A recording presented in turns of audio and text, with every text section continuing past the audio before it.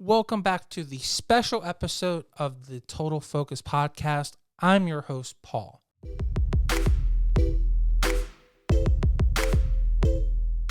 Our special guest this week is Tatiana Kehring.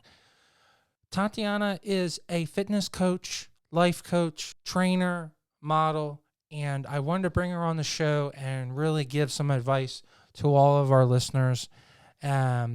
And really give some motivative advice while we're all stuck in quarantine. And I really wanted to motivate everyone and keep everyone's spirits high. And Tatiana can really help with this. And I hope everyone that has been following us is really motivated. I know I have a lot of pageant contestants and models that listen to my show and professional athletes. And I want to give the best advice. And I really want us all to stay safe and healthy during quarantine. So I hope everyone enjoys this episode and stay safe.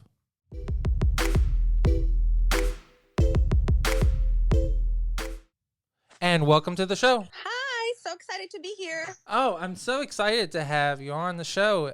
I've always wanted to have a fitness expert on the show, and this is a perfect time, sadly, to really have someone with your knowledge really come on the show with everyone in quarantine. So I really wanted to bring on one of my expert friends that is also a model and really get your perspective. So why don't we give our listeners a brief background of your experience being a model and also a trainer, and then we can talk about some of the helpful tips that we can do to keep everyone in shape so they don't get the quarantine 19 pounds, as they're calling it now. Sounds good. So a little bit about my background. I grew up in Russia, in Moscow, and I came to the U.S. When I was 19. Back in Russia, when I was in college, I got approached by a modern agency to be in their fashion catalog for a fashion designer, and I'm like, okay, why not? So I tried it, and I liked it. So, and I And, was always like, yep. and prior to that, you had never modeled before. They just happened to. No, so it was my first year of college, Oh probably wow! I was 17 or 18 years old. Then So was I that tried really a it. flattering thing to you? Then was that out of the blue? It was out of the blue, yeah. I was just stopped and they're like, you have great, looks. So I'm like, why not? Sure. If I can make some extra money when I'm in college, and I loved it. I love doing it. And how did the fitness component come into your life? So my dad is an athlete. He's a boxer, and he's just did so many sports when he was younger. He was always trying to teach me how to work out and be healthy and blah blah blah. So, and when I came to the U.S. when I was 19, I started partying here and just eating not really healthy. The food is different in this country. So in 3 months, I gained 40 pounds pretty much. So, and then I decided, I'm like, oh my God, I'm gaining so much weight. I need to do something. And I loved working out. So first I started running, and I ran 5Ks. I got second and first place in the 5Ks. And then I saw a magazine with the bikini girls, the competition bodybuilding bikini girls, and I was like, oh my God, these girls are looking amazing. I want to be looking like that. So, and then I decided to compete. I mean, is that something that you think that is a thing that happens to most people that move from one area to another, where they tend to gain weight, no matter if it's from another country or just domestically? Is that something that happens when you stress eating or just traveling? It's everything. It's stress eating, the culture change for me, just a different environment, lots of partying and stuff. And it's just having fun. You don't notice that you gain weight or anything. But then I realized, I was a model back in Russia, and it's just I cannot let myself go. I need to get back on track. So yeah. So, do you have a certification in training then? Yes, I have a couple certifications. I have a personal training license. I have a group training, class training certification. I have a nutrition license. So, yep, I So, have a couple. during this quarantine, are you offering online classes or virtual classes? Absolutely. Yeah. I offer different classes online, free classes as well as paid classes and free face-to-face online training. Okay. So, for our listeners that are pageant contestants, so they need long, lean bodies, maybe not as much heavy weight lifting because they're not looking for that bulky Right. look. What are some good recommendations for house items that they could use to stretch out and use that could really help to keep off what they're now calling the COVID-19 pounds, or the freshman. I guess in college they would call it the freshman 15, but we're now that we're in quarantine, the quarantine 19. So Yes. So for this type of clients, I definitely recommend just body weight exercises, lots like Pilates movements, lots of exercises on the mat. You can use a chair, lots of stretching, and just body weight movements. That's gonna keep your body lengthy and lean and not bulky. is this all stuff that they should do by themselves, or would you encourage their significant other or family to do together, to be more motivating? What's the best way to really continue the process? And is it hard mentally to do workouts that you may have never done previously to the quarantine? It's yeah. I mean, it's super hard if you've never done anything and you're sitting here. It's so hard to get into this routine and just start doing it. If you don't know what to do, I definitely suggest researching stuff. There's so much stuff online. You can use personal trainers online, or you just can search stuff on YouTube. It's like a lot of things, but also it depends on how motivated you're, like how strong-willed you're, like a person you are. Like some people definitely need support from their significant others or family members. Some people don't need it. Some people just like, you know what, I'm cool, I'm gonna do it on my own, and I'm just gonna push myself. It just depends on your personality.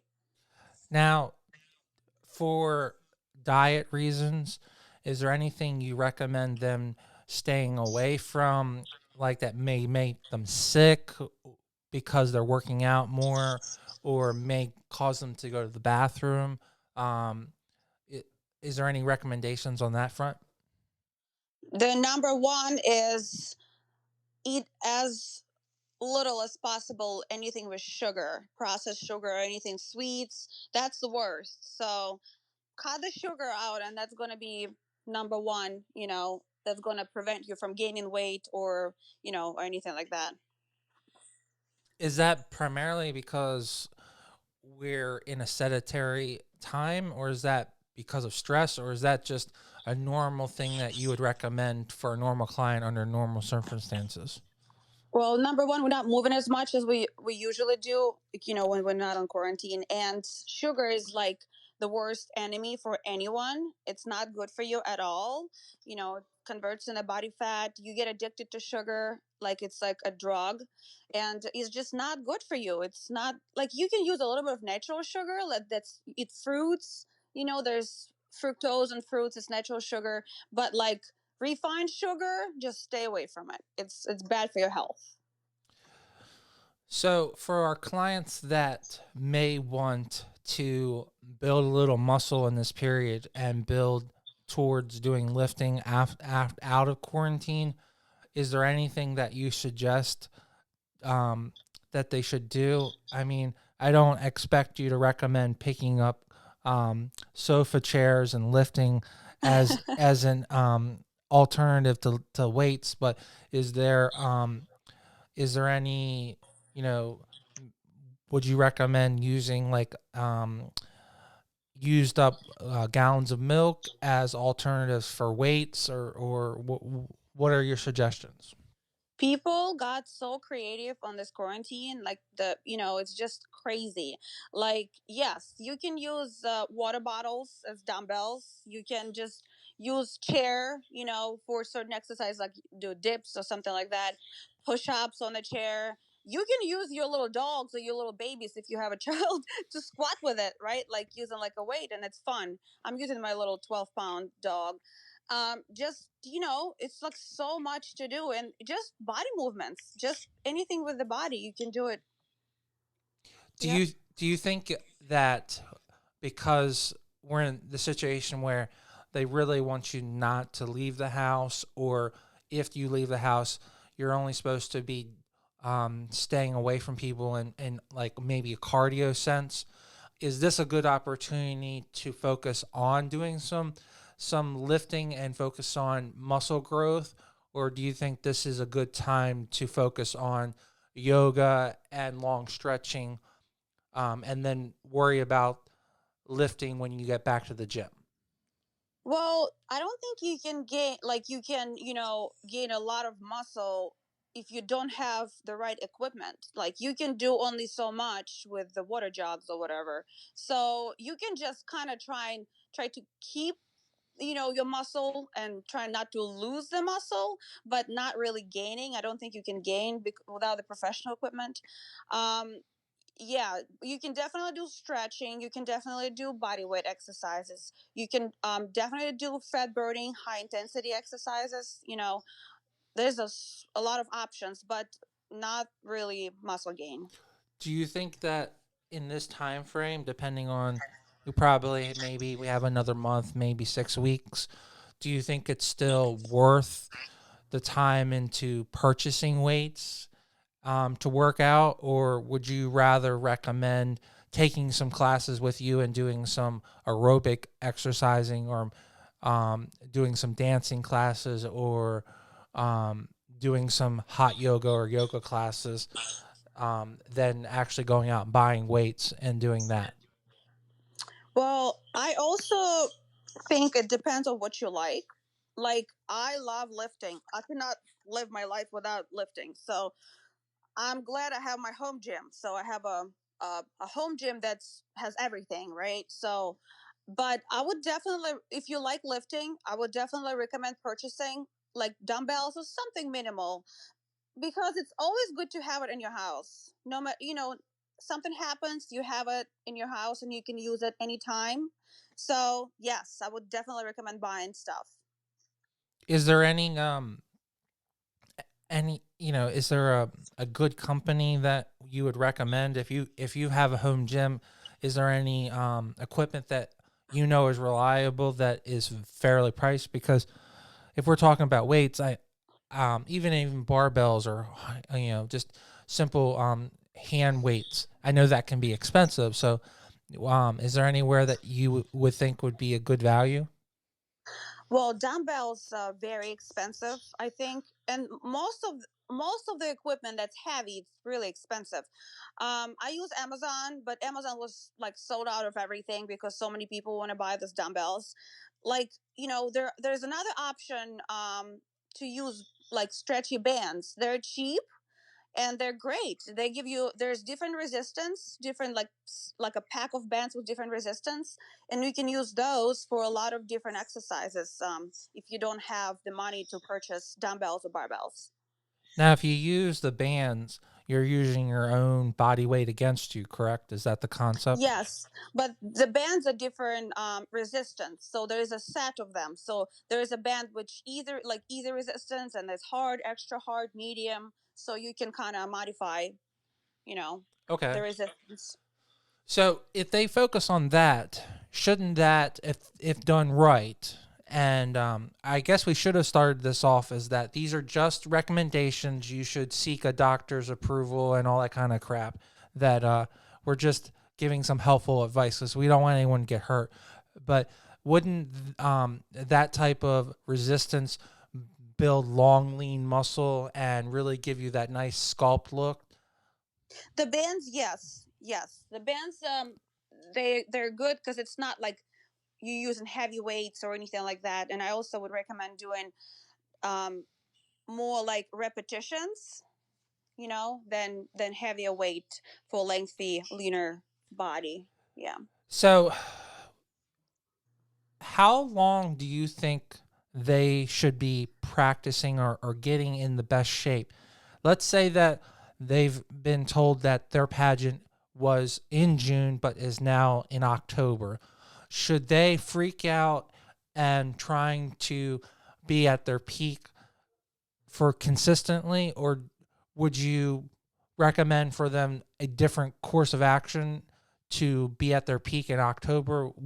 What would be the game plan? Because a lot of the pageant systems for the nationals have been moved back, and a lot of the competitions have been moved back. So, what are your thoughts on that?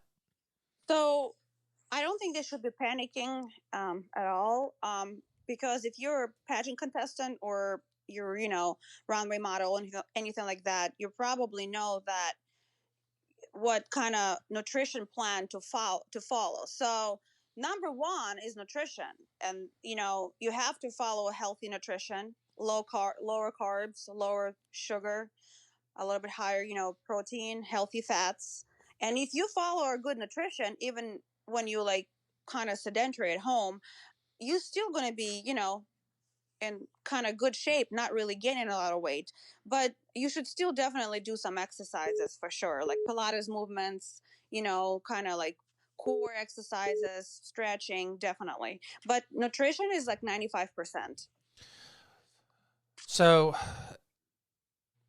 if they, if we have another 6 weeks, in your opinion, if they went into quarantine in relatively good shape, they shouldn't automatically assume or panic that coming out of quarantine that they would be set back tremendously as long as they're eating properly. Yes, but it's easier said than done. When you're bored and you're at home, all you can do is just kind of eat, and sometimes you eat out of boredom.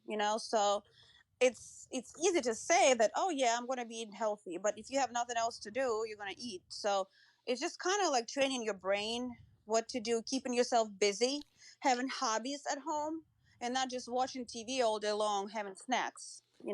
Do you have any tips to counteract that?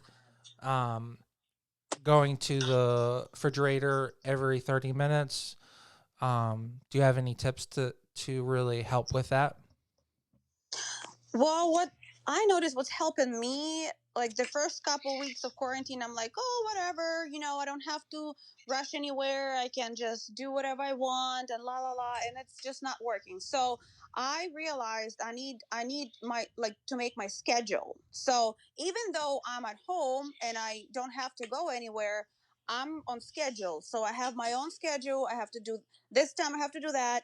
There's so many things you can do. Hobbies, cleaning your house, exercising, walking your dog. I don't know anything. So I'm trying not to watch TV until a certain time, and like only like an hour or two a day. So So, would it be in your recommendation or at least a best practices to keep the kind of regular schedule that you would have had previously outside quarantine, where if you're waking up at 7, you should wake up at 7, and if you do a morning workout, you should do your morning workout?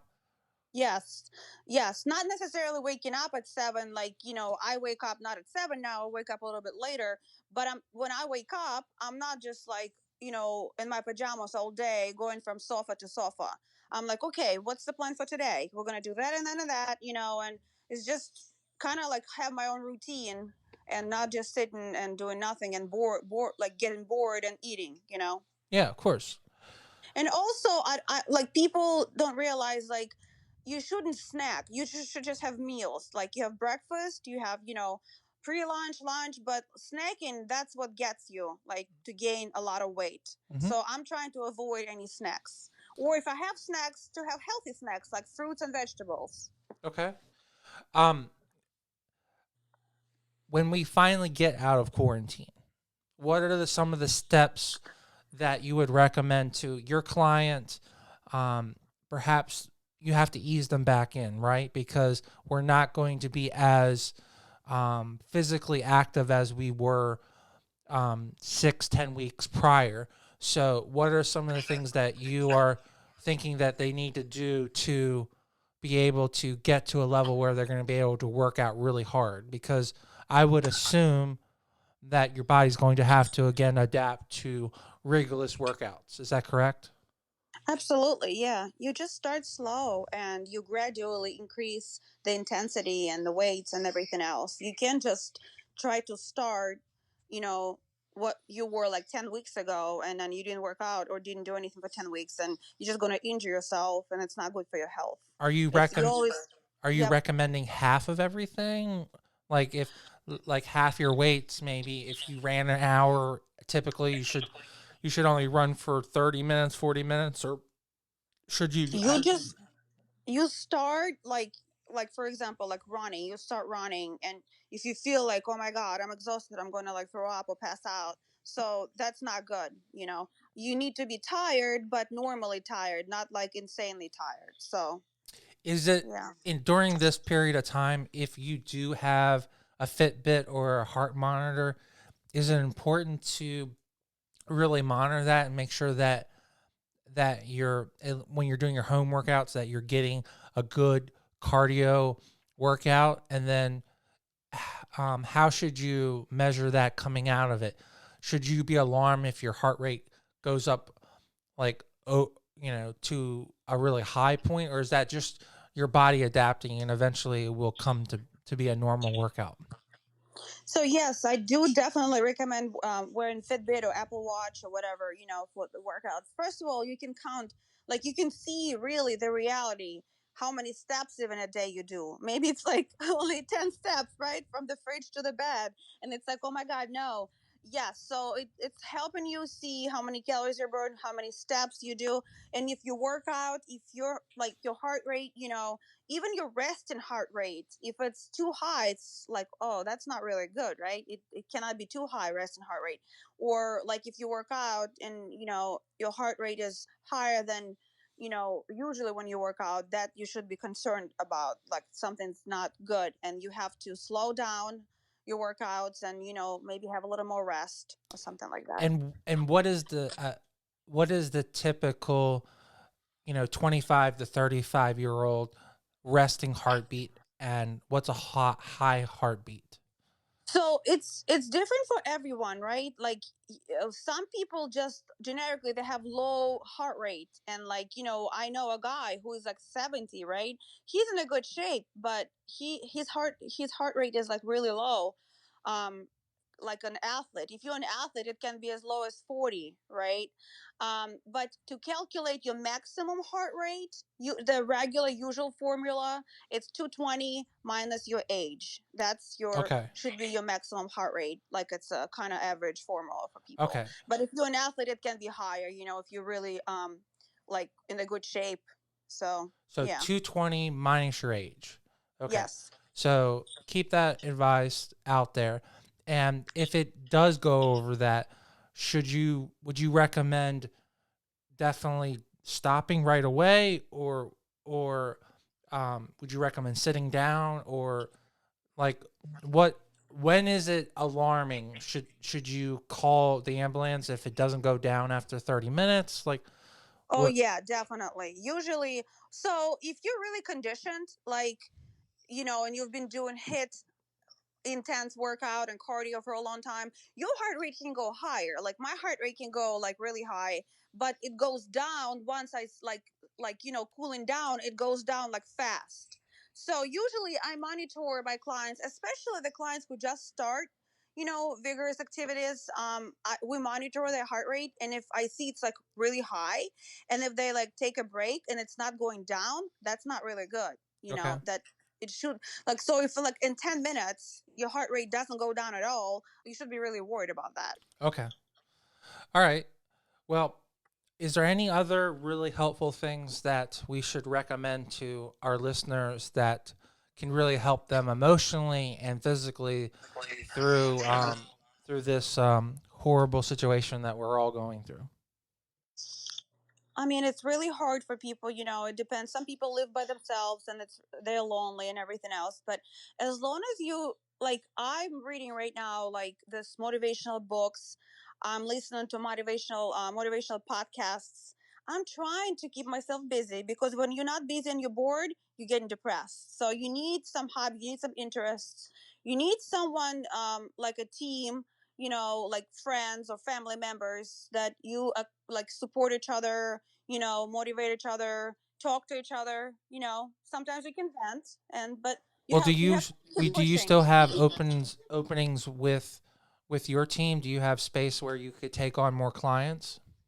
Yes. So I'm doing these classes on Zoom, and anyone can join. You know, if they have my Instagram page, or they have my, you know, my contact information. I'm doing the Zoom hit workouts and body weight workouts because some people don't have any equipment, so we just use body weight. And I'm having people from like 15 years old right to like 75 years old, and of course we can modify any exercises. It depends on your level, of how active you are. But definitely, yeah, anyone can join on Zoom. Yeah, and one of the great things is that all of Tatiana's information is in the bio below. So when you guys have an opportunity, click on that, and then I know she will definitely help you. And she's would be an excellent person to get through quarantine alone. Be an excellent person to work with and to prepare for both pageant competition or a bodybuild or NFC NFC competition or a bikini competition. So I really do appreciate all of the knowledge, and I hope you stay safe, and I hope we'll get you some more clients and get some more people off the couch and not being so unhappy of what's going on right now. Thank you, Paul. It was great. Thanks for having me. It was a pleasure, and I look forward to talking to you more. Thank you. Bye.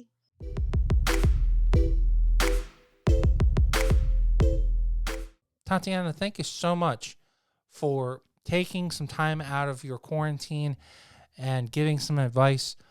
I 100% recommend you hiring her, either for some virtual classes or for some gym classes, for some training when we get out of quarantine. She's an expert trainer, and I think that she would definitely put you in the right direction. And I think you should definitely trust a trainer in the situation we are in. And I think it would be investing for your mental and physical health to have someone there to really work with.